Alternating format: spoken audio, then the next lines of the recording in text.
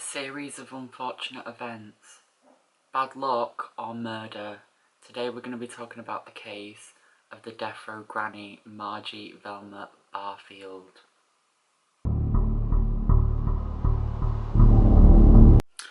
Hey guys, welcome back to my channel. If you are new here, hi, I post true crime content like this all the time, so if that's something you're interested in, hit that subscribe button, give it a like, put your notifications on so you know when I upload a new video. Today we've got my first serial killer case, which is the death row granny. So let's get on to this case. Margie Velma Bullard, who was known by her middle name Velma, was born on October 29, 1932 in the state of South Carolina in the US. She was born into a family who didn't have much money. Her father Murphy was a cotton and tobacco farmer, and he was a pretty person. He was physically abusive to his daughter and her 8 other siblings. The mother Lillian would never put a stop to the abuse, she would just allow it to happen.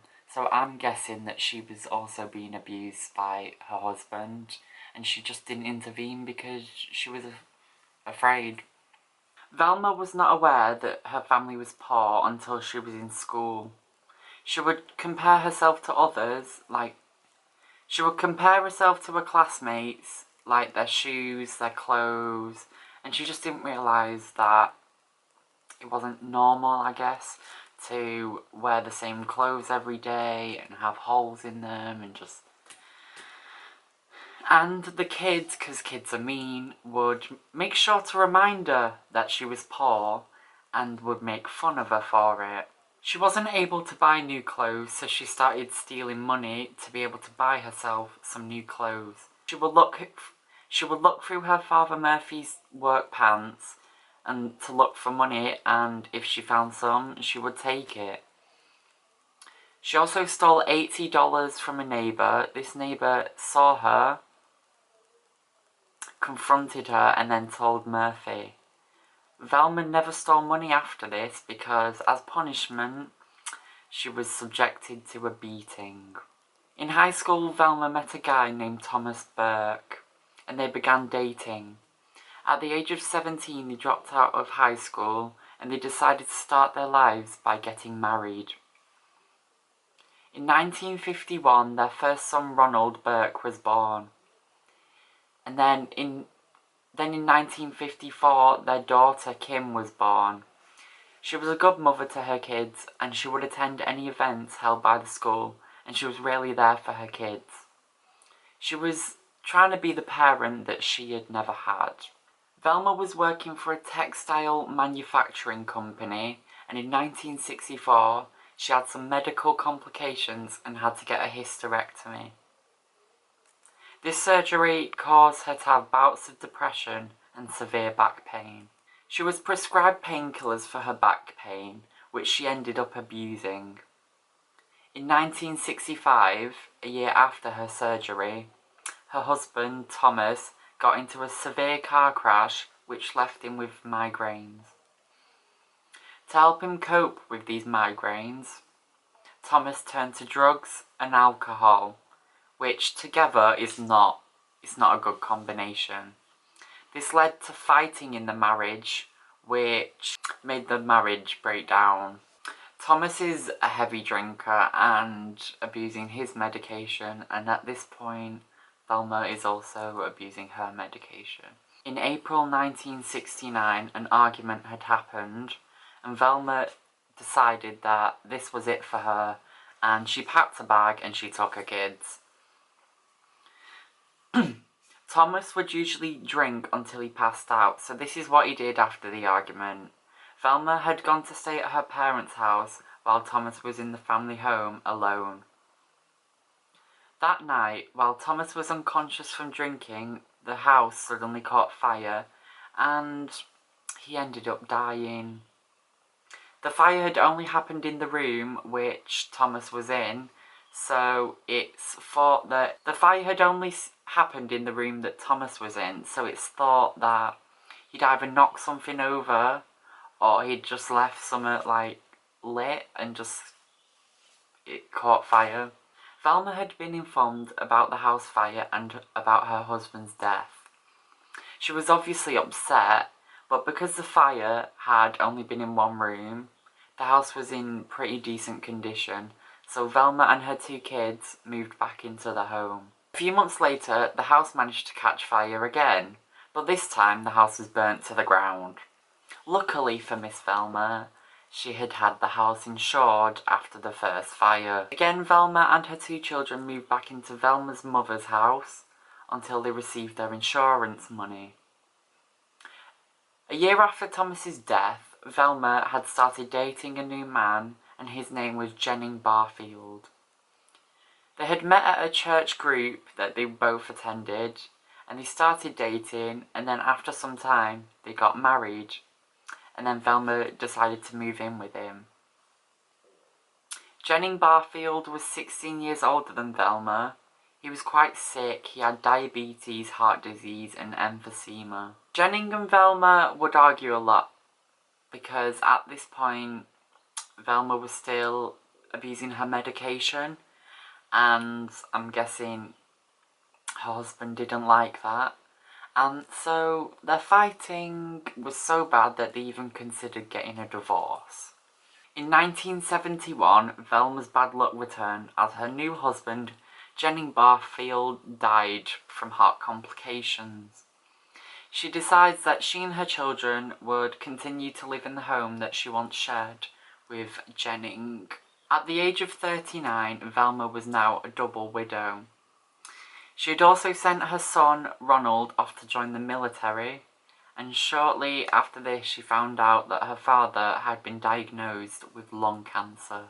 Then, you're not going to believe it, then for the 3rd time, Velma's home, which she once shared with Mr. Barfield, it caught fire.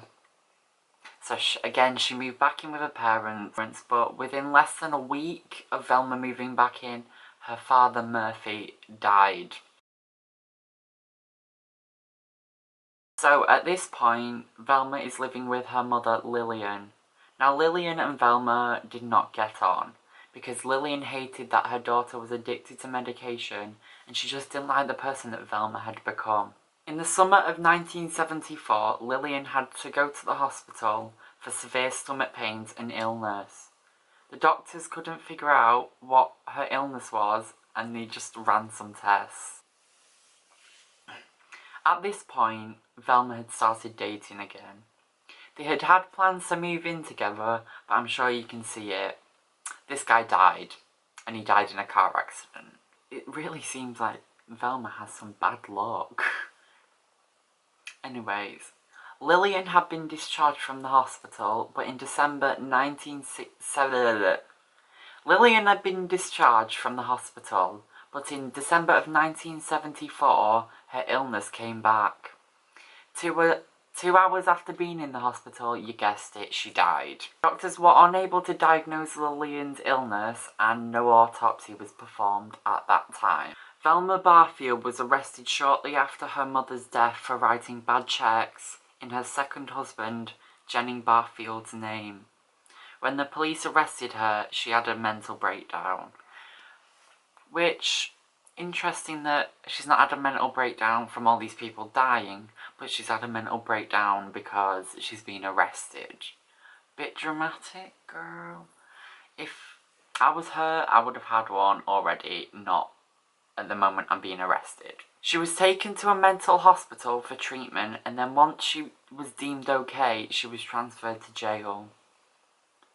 She was sentenced to 6 months in jail for her crime, but was released after only 4 months on good behaviour. In 1976, Velma got a job as a home nurse for an elderly couple named Dolly, who was 84-year-old, and her husband Montgomery Edwards, who was 94. In January of 1977, Mr. Edwards died, and then in February 1977, his wife, Dolly, also died. They had both developed a stomach virus, which seemed to have caused their deaths. I mean, I mean, Montgomery was 94, so I guess he was gonna die pretty soon anyway, but... So I'm not surprised that he died from this stomach virus, but... After the couple's death, she was given another couple to care for, Record Lee and her husband John Henry. John was getting older and just needed some help, and Record had a broken leg, so she just needed a bit of assistance. They weren't really sick or anything, they just needed help around. June 4th, 1977, John Henry Lee is admitted into the hospital with severe stomach pains, which was diagnosed as severe stomach virus.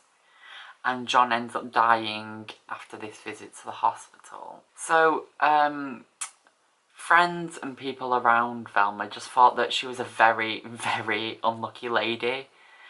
And I'm just wondering how no one suspected anything. Like, all these people are dying around her. Is that not suspicious? No? Anyway. Velma started dating a new guy called Stuart Taylor. She had met him at a church meeting just like she met her other husband at a church meeting. And in 1977, she started to move in with him. He's helping her to unpack her belongings, and he finds some letters she had received when in jail. Now, Stuart was upset about this. He questioned her, asking her when she went to jail, and Velma had kept this a secret from him, and this pissed him off. An argument happened, and Stuart told her he was having second thoughts about her moving in, but the relationship still continued. Stuart had also noticed that some checks from his checkbook had gone missing. He asked Velma where the checks had gone, and he found out that Velma had been writing checks in his name. They had an argument before their church meeting they were attending that night. Whilst at this service, Stuart starts to complain of stomach pains and nausea. They go home, and once they are home, his pains are just getting worse, so they decide to go to the hospital. Velma calls the family of Stuart, informing them of his condition and telling them to come to the hospital. Just in time, anyway, because Stuart Taylor dies in the hospital. The police receive a call tipping off Velma. This person claims to be the sister of Velma, and she's telling the police that Velma had killed Stuart Taylor in the same way that she had killed their mother, Lillian. Stuart's family had had an autopsy performed, and in this report they found that he had lethal amounts of arsenic in his system, causing his death. So the police bring Velma into the station for questioning. She was just proclaiming her innocence, and her son Ronald was in the police station. He'd come back from the military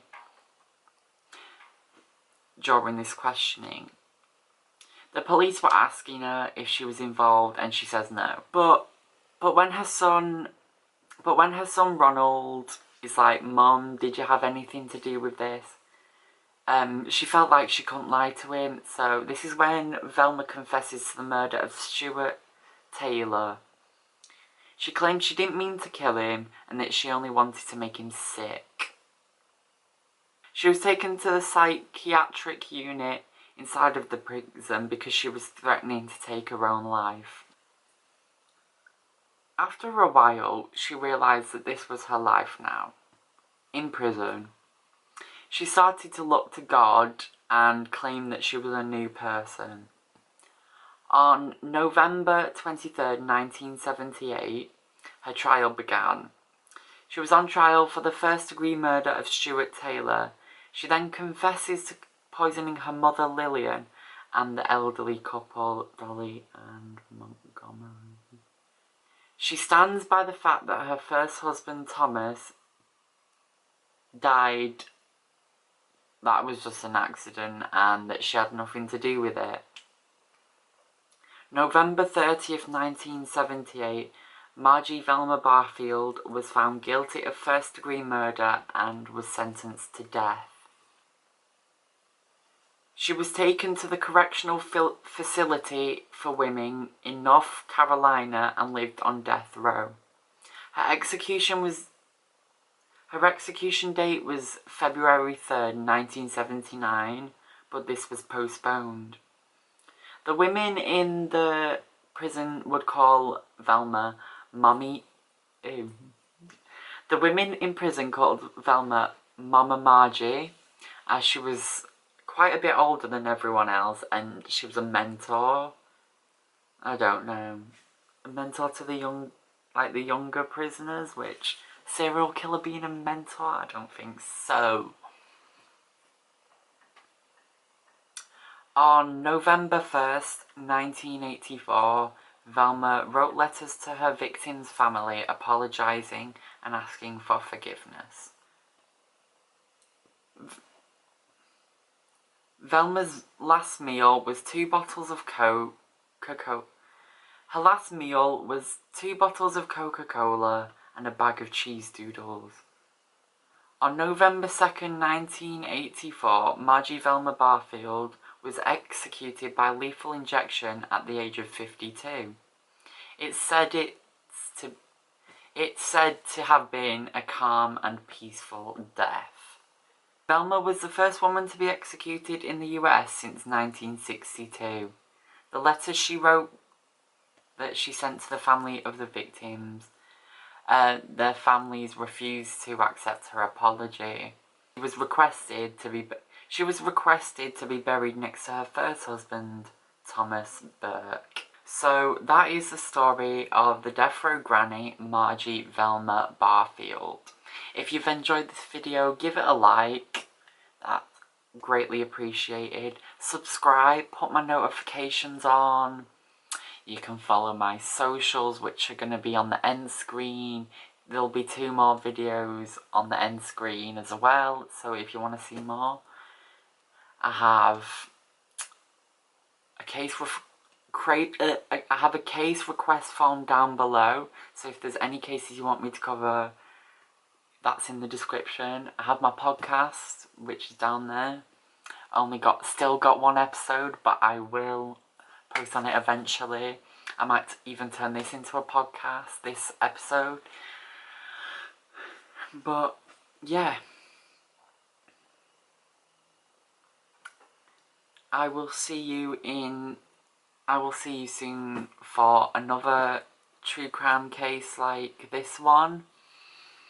So I'm rambling now, and I will see you. Bye. Thanks for watching.